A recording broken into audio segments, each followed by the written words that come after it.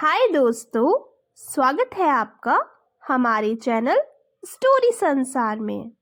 आज की कहानी है जेठानी बनी सौतन। कुसुम को मनोज पर शक है कि उसका चक्कर किसी लड़की के साथ चल रहा है। कुसुम का पति मनोज जब भी घर आता, कुसुम उसका फोन चेक करती। आखिर कुसुम को ये शक हुआ कैसे, ये तो आपको कहानी के अंत में ही पता चलेगा। तो आइए जानते हैं कुसुम की कहानी। कुसुम एक भोली भाली लड़की थी। उसे दुनियादारी के बारे में इतनी जानकारी नहीं थी। 2 साल पहले कुसुम की शादी मनोज से हुई थी। कुसुम शादी करके अपने ससुराल आ जाती है। ससुराल में इतना बड़ा घर देखकर कुसुम बोलती है, अरे वाह, इतना बड़ा घर, हमेशा से यही तो चाहिए था मुझे। अब फाइनली मुझे लग रहा है सब मिल गया मुझे। ससुराल में कुसुम मन लगाकर सारे काम करती। ससुराल में कुसुम की एक सास और एक जेठानी थी। कुसुम और उसकी जेठानी अच्छी सहेली बन गए। सब कुछ ठीक ठाक चल रहा था। कुछ दिनों बाद कुसुम को मनोज पर शक होने लगा। कुछ तो है, इनका पूरा ध्यान मुझ पे नहीं रहता। इनका कहीं ना कहीं तो कुछ चक्कर चल रहा है, पर मैं कैसे पता करूं असल में बात क्या है। शाम को मनोज दफ्तर से घर आता है। कुसुम मनोज से बोलती है, सुनिए जी, जरा अपना फोन तो देना एक बार। मनोज बोलता है, क्यों, तुम्हारे पास खुद का फोन है ना, मेरा फोन क्यों चाहिए तुम्हें? अरे वो मेरा फ़ोन थोड़ा ख़राब सा हो गया है। वैसे आपका फ़ोन आपको देने में कुछ प्रॉब्लम है क्या?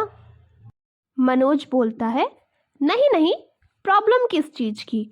तुम्हें मेरा फ़ोन चाहिए, ये लो मेरा फ़ोन। मनोज कुसुम को फ़ोन देकर कमरे में चला जाता है।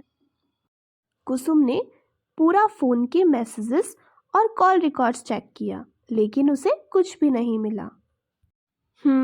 यहाँ तो कुछ भी नहीं है, लगता है मैं ही ज़्यादा सोच रही हूँ। कुसुम फोन वहीं रख देती है और सोने चली जाती है। अचानक रात को उसकी आंख खुलती है और वो देखती है मनोज कमरे में नहीं है, उसका फोन भी नहीं है। अरे, ये इतनी रात को कहाँ गए? इनका फोन भी यहाँ नहीं है, जरा उठकर देखूं तो सही। कुसुम उठकर कमरे से बाहर गई, लेकिन मनोज नहीं मिला। कुसुम ने लगभग पूरे घर में मनोज को ढूंढा, लेकिन मनोज का कोई अता पता नहीं था। कुसुम अपने कमरे में आकर बैठ गई। अरे, इतनी रात को वो कहाँ गए होंगे? थोड़ी देर बाद मनोज कमरे में आता है। अरे कुसुम, क्या हुआ? तुम अभी तक जाग रही हो? इतनी रात हो गई है, तुम सोई नहीं अभी तक? हाँ, वो अभी अचानक मेरी आँख खुल गई थी, मैं आपको ही ढूंढ रही थी। आप कहाँ गए थे इतनी रात को? हाँ, मैं बाथरूम में था। वो सुबह थोड़ा उटपटांग खा लिया था, तो पेट थोड़ा खराब सा हो गया था। कुसुम मन ही मन सोचती है, बाथरूम, हो सकता है बाथरूम में ही हो, क्योंकि मैंने तो बाथरूम में देखा ही नहीं था ना। कुसुम ने बात को जाने दिया और दोनों सो गए। अगले दिन सुबह मनोज का बड़ा भाई राजेश घर आता है।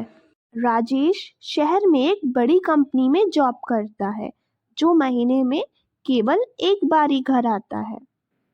राजेश की अपनी पत्नी रेशमा से बिल्कुल नहीं बनती।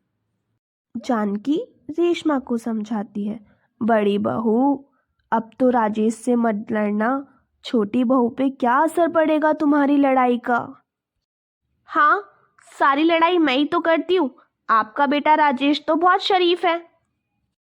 उसी दिन रात को रेशमा और राजेश की बहुत तेज लड़ाई हो गई और राजेश घर छोड़कर चला गया। मनोज कुसुम से बोलता है, भैया कितने बेकार हैं, भाभी को कुछ समझते ही नहीं है, हमेशा उनसे लड़ते ही रहते हैं। कुसुम बोलती है, आज मैंने भी देखा भैया को उन पे गुस्सा करते हुए। कुसुम इस बात पे ज़्यादा गौर नहीं देती और अपने कामों में लग जाती है। मनोज भी ऑफिस चला गया। कुसुम रसोई में खाना बनाने लग गई। तभी अचानक से रेशमा का फोन बजा। कुसुम ने फोन देखा, उस पे देवर जी लिखा हुआ था।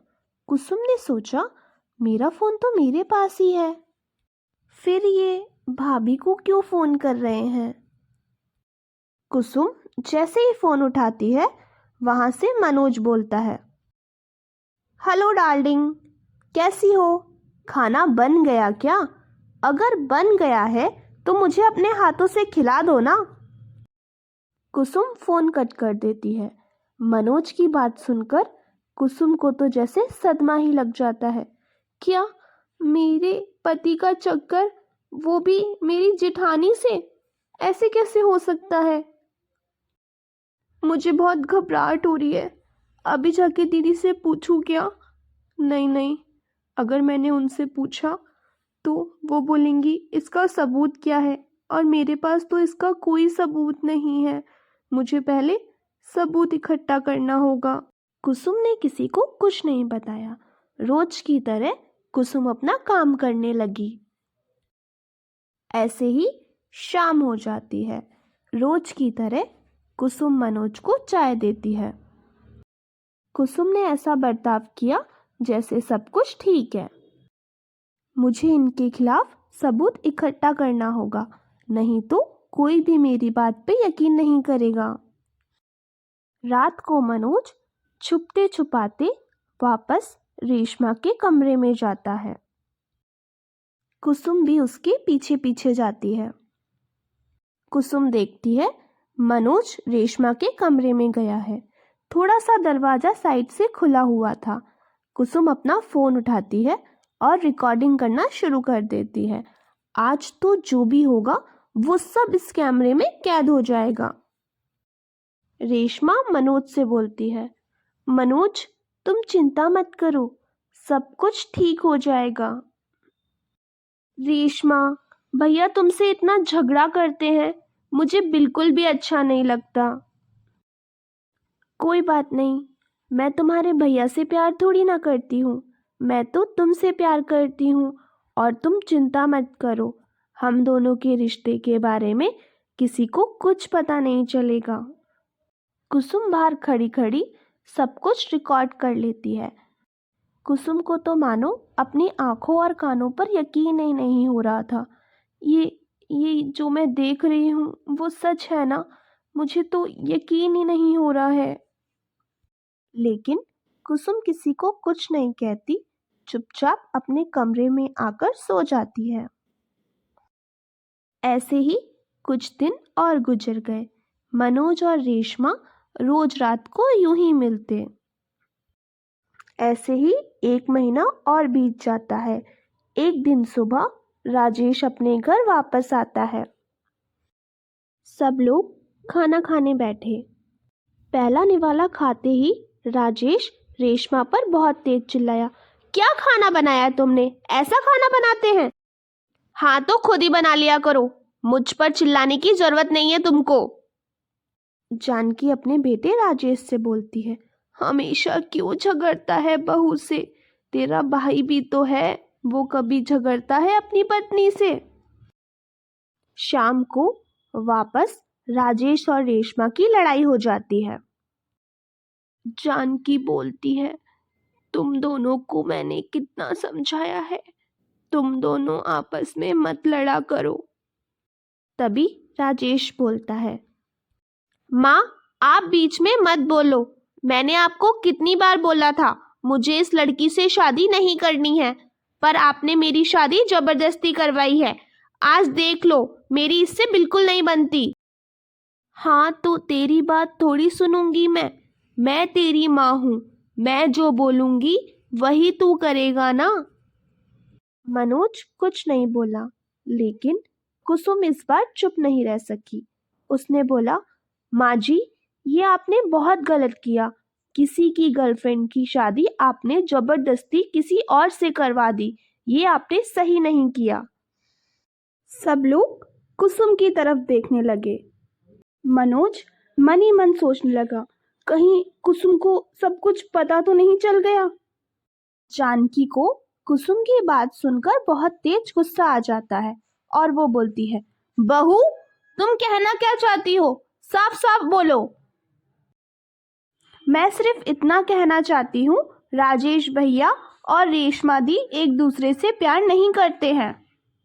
अगर ये दोनों एक दूसरे से प्यार नहीं करते तो किससे प्यार करते हैं बहू?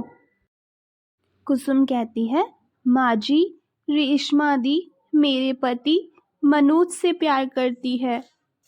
ये सब सुनकर जानकी को तो जैसे सदमा ही लग गया।